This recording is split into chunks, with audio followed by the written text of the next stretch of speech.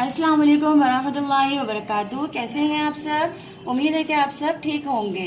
हमने नात के नए अल्फाज का मुताला कर लिया था। आज हम मश्क नंबर 4 करेंगे।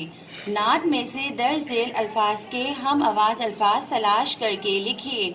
जैसे हमारे प्यारे। नंबर 1 बताने। अब नात का पेज ओपन करिए। बताने।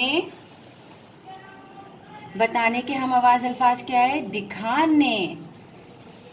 अब हमने दिखाने लिखना है यहाँ। दिखाने।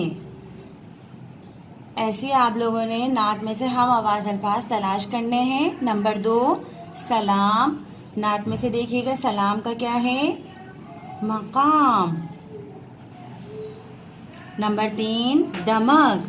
दमक चमक।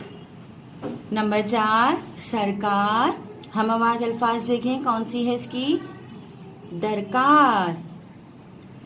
प्यारे बच्चों, आप लोगों ने भी इसी तरह से नात में से हम आवाज अल्फाज तलाश करने हैं और उन्हें लिखना है। अल्लाह हाफिज।